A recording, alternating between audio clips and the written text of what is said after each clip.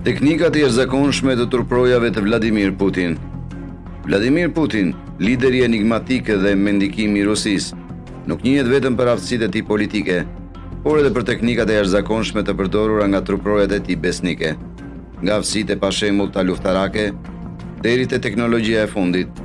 Këta turproja bëjnë përpjekje të jashtëzakonshme për të garantuar sigurinë e një prej figurave më të shquara në botë. Qëndroni me ne teksa u lumtoj në botën e detajeve të sigurisë së Vladimir Putin, duke zbuluar taktika mahnitëse dhe në dukje të shmendura që përdorin për të mbrojtur liderin e tyre. Në botën e politikës globale, siguria e liderit të një kombi shparësore dhe Vladimir Putin, presidenti qëndrueshëm dhe mendikimi i Rusisë, nuk bën përjashtim nga ky rregull. Detajet e tij personale të sigurisë janë një forcë për t'u marrë parasysh, pasi përdor një sër teknikash dhe strategjish që janë sa mbresëlënse aq edhe efektive. Në zemër detajeve të sigurisë së Putinit qëndron Shërbimi Federal Mbrojtës, i njohur gjithashtu si FSO, dhe Shërbimi i Sigurisë Presidenciale, ose shkurt SBP. Këto dy agjenci janë ngurthemeli i sigurisë personale të Putinit, duke punuar në unison për të siguruar që çdo aspekt i sigurisë së tij të mbulohet me përpikmëri. FSO, përgjegjëse për mbrojtjen e zyrtarëve të lartë të qeverisë, luan një rol vendimtar në detajet e sigurisë së Putinit. Ata janë individ shumë trajnuar që janë përgatitur të bëjnë përpjekje të mëdha për të mbrojtur përgjegjësinë e tyre. FSO është një pasardhëse e drejtorisë së 9 KGB-s të epokës sovjetike, e cila ishte përgjegjëse për mbrojtjen e udhëheqësve të Partisë Komuniste. SBP, nga ana tjetër, është një njësi brenda FSO-s, që ishte përkushtuar posaçërisht garantimit sigurisë personale të presidentit, si dhe kryeministrit të Rusisë, me familje dhe rezidencat e tyre përkatëse. FSO ka rreth 50.000 agentë uniformuar, përveç disa mijëra personel me rroba civile, ndërsa SBP ka rreth 2.500. Agjentët e FSO dhe SBP zgjidhen nga diplomuarit më të mirë të akademive ushtarake ose njësive të forcave speciale, të cilat përfshin profesionistë nga disa shërbime të inteligjencës, e cila kontrollon shërbimin e inteligjencës ushtarake.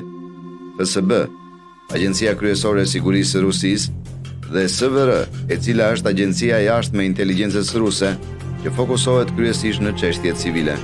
Gjitha truprojat e Putinit janë zgjedhur me kujdes për cilësi specifike, si aftësia e tyre për trajtuar situata me presion të lartë, qëndrueshmëria e tyre fizike, aftësia e tyre për duruar të ftohtin ekstrem dhe për të qëndruar të ftohtë në kushte të nxehta. Për më tepër, ta agjentë kanë akses në pajisje dhe teknologji të avancuara si makina antiplumb, helikopter, dron, pajisje bllokimi e të tjera. Dhe për të siguruar që këta truproja janë në gjendjen e tyre më të mirë të shëndetit dhe forcës, ata zakonisht zvendësohen sapo të mbushin moshën 35 vjeç. Megjithatë, ata që kanë shërbyer me diferencë mund të marrin shpërblime në formën e emërimeve prestigjioze, si guvernator rajonal, ministra federal, komandant të shërbimeve speciale ose administrator presidencial.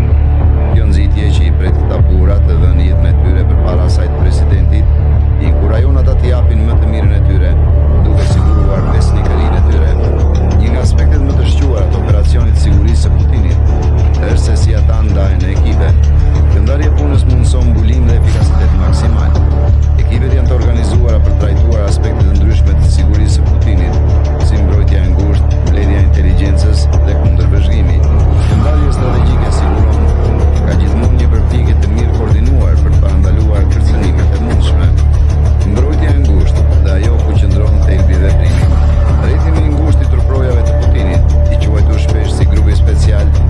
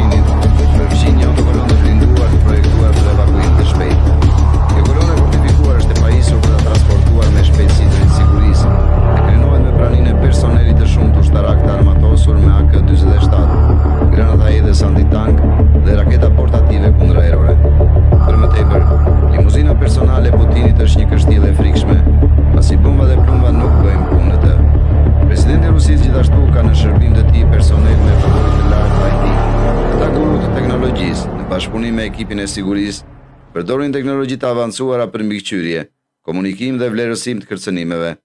Ata gjithashtu kalojnë një milje shtesë për të vëzhguar zonat që Putini do të vizitonte me muaj përpara se të vijë momenti, me qëllimin e vetëm për të kontrolluar për aktivitete kriminale dhe madje edhe mundësinë e fatkeqësive natyrore. Me fjalë të tjera, nuk është vetëm forca brutale, por një kombinim i inteligjencës, strategjisë dhe teknologjisë që e mban Putinin të sigurt. Koordinimi mes këtyre skuadrave është gjithashtu patëmeta. Ata komunikojnë përmes kanaleve të koduara, duke shkëmbyer vazhdimisht informacione dhe përditësime. FSO dhe SBP punojnë së bashku për të analizuar kërcënimet e mundshme dhe për të përshtatur masat e sigurisë në përputhje me rrethanat. Ky nivel saktësie dhe bashkëpunimi është thelbësor në një botë ku rreziqet e sigurisë po evoluojnë. Për më tepër, detajet e sigurisë së Putinit nuk kufizohen në kufijtë e Rusisë. Kur ai udhëton jashtë vendit, ekipet e tij të sigurisë punojnë ngushtë me agjencitë vendase të zbatimit të ligjit dhe të inteligjencës për të siguruar mbrojtje pa probleme. Ata kontrollojnë dhe akomodimin ku do të qëndrojë presidenti dhe të mos harrojnë teknikën e dyfishtë të trupit që presidenti rus është përfolur për të përdorur her pas here.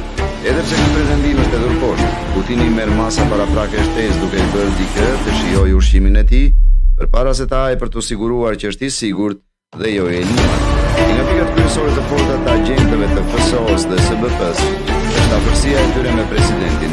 Ata jo vetëm që e ndrojnë atë nga kërcënimet fizike, por edhe shoqërojnë gjatë udhëtimeve, takimeve, ngjarjeve, sporteve, madje edhe çështjeve personale. Po e madhe që këta turproja kalojnë me të, ku jep atyre akses të veçantë të kuptuar personalitetin, pëlqimet, rutinat, ndjenjat dhe synimet e tij. Kjo afërsi me kalimin e kohës dikton gjithashtu për ndërtuar një raport të fortë dhe besim të ndërsjellë mes tyre. Për shembull, vitin 2002, ndërsa Vladimir Putin po vizitonte Abakan, ata venuan me sukses një komplot vrasje të krijuar nga një individ irakian për të vrarë liderin rus. Kur i zbulua se kishte lidhje me Afganistanin dhe grupet rebele çeçene, dhe u kap duke tentuar t'i dorëzonte eksploziv një bashkëkonspiratorit supozuar. Gjithashtu, në vitin vit, zeli dhe veprimi tyre i shpejt penguan një tjetër komplot të orkestruar nga një grup njerëzish të maskuar si riparues. Sipas një raporti, një tepër prej 40 kg eksploziv të përgatitur për shpërtim u zbulua përgjatë rrugës që zakonisht bëhej nga udhëheqësi rus. Megjithatë, vetëm një orë më vonë, bombat u zhdukën në mënyrë misterioze dhe menjëherë filloi ridrejtimi i automjetit të Putinit. Viti 2012 shmoi gjithashtu një arritje tjetër të jashtëzakonshme, pasi në qendër të vëmendjes mediatike u kthye shteti Çeçen, Adam Osmajev. Promomarrja e tij buronte një komplot i dyshuar për të vrarë Putinin, ishte përgjuar. Forca speciale e kapën Osmajevin, portin Ukrainës së Veriut, Odessa, dhe pasoi shfaqja e tij dramatike në televizionin rus, ku ai u detyrua të jepte një rrëfim të suportuar. Për më tepër, agentët e FSO dhe SBP nuk janë fokusuar vetëm në kërcënimet e jashtme. Ata janë mbështetur në menaxhimin e sfidave të brendshme. Ata kanë luajtur një rol në shuarjen e protestave antiqeveritare dhe kapjen e aktivistëve dhe gazetarëve të opozitës, paraqesin një sfidë të mundshme për regjimin e Putinit. Ky rol i shumanshëm nënvizon për kushtimin e tyre të palefundur për të mbrojtur Putinin dhe për të ruajtur stabilitetin e qeverisë ruse. Duke folur për mbrojtjen e presidentit dhe ruajtjen e stabilitetit të qeverisë ruse, ekziston një organ tjetër, ose duhet të themi, një ushtri private miliarda dollarëshe, e cila qëndron gati në favorin e Vladimir Putinit. Pra, kjo na sjell tek grupi Wagner, një ushtri private miliarda dollarëshe. Grupi Wagner është një kompani ushtarake private ruse, e cila është përfshirë në konflikte ndryshme në mbar botën, shpesh duke shërbyer interesave të Kremlinit. Ajo u themelua në vitin 2014 nga një biznesmen i pasur dhe një aleat i ngushtë i presidentit rus Vladimir Putin. Prigozhin gjithashtu drejtoi një rrjet mediash, ndërhyrë në zgjedhjet e huaja dhe për hapën propagandë proruse. Grupi Wagner u shfaq për herë të parë në vitin 2014 gjatë aneksimit rus të Krimes dhe konfliktit që pasoi në Ukrainën lindore. Grupi mbështeti forcat proruse separatiste në Donbas kundër ushtrisë ukrainase, mori pjesë në disa betejë si Debal dhe Bakut. Kjo ushtri operoi edhe në Siri, ku ndihmoi regjimin e presidentit sirian Bashar al-Assad kundër grupeve të ndryshme rebele dhe shtetit islamik në Siri. Ushtria miliarda dollarëshe e Putinit shihet gjërësisht si një përfaqësues i qeverisë ruse, duke lejuar atë të ketë një mohim të besueshëm për operacionet e saj ushtarake jashtë vendit dhe duke fshehur viktimat e vërteta të ndërhyrjeve të huaja të Rusisë. Me grupin duke u rritur për të pasur një personel të mahnitshëm, prej 50.000 fund të vitit 2022, mos harrojmë të shtojmë se në arkun kohor të vetëm një viti, pra nga maj 2022 deri në maj 2023, Letirusi pagoi grupit një shumë marramense prej mbi 86 miliard rubla ruse. Kjo është e barabartë me rreth $1 miliard. Një tjetër aspekt intrigues është rekrutimi të burgosurve rusë për të bashkuar në vijën e parë. Ai pohoi se prania e Wagnerit në Ukrainë përbëhej nga një forcë prej 50.000 luftëtarësh, që përfshinte 10.000 kontraktorë dhe 40.000 të dënuar. Grupi gjithashtu mori përsipër detyrën e trajnimit të ushtarakëve rusë të destinuar për vijën e parë. Sa përket të burgosurve të rekrutuar, atyre i dha një stimul prej 100.000 ose 200.000 rubla ruse, së bashku me 6 muaj amnisti në këmbim të shërbimit të tyre vullnetar. Dhe në rastin fatkeq të vdekjes së tyre gjatë luftës, të afërmëve të tyre u premtua një kompensim prej 5 milion rubla. Pra, është e natyrshme të pyesim veten se si dikush ka një rëndësi të tillë për agjendën e Putinit. Përgjigjja për të është e shumanshme, pjesërisht për shkak të njohurive tona të kufizuara për ngjarjet brenda Rusisë, dhe gjithashtu sepse politika ruse është e njohur për kompleksitetin dhe ndërlikimet e saj. Megjithatë, gjithçka vjen në një përgjigje shumë të thjeshtë, besnikëri e pachmuar dhe kryengritje të kushtueshme. Çfarë mendimi keni për sistemin e truprojave të Vladimir Putin? Dërgoni mendimet tuaja në komente. Gjithashtu, për video më të rejse si kjo, klikoni në një nga kartat që shfaqen aktualisht në ekranin tuaj. Dëgjojmë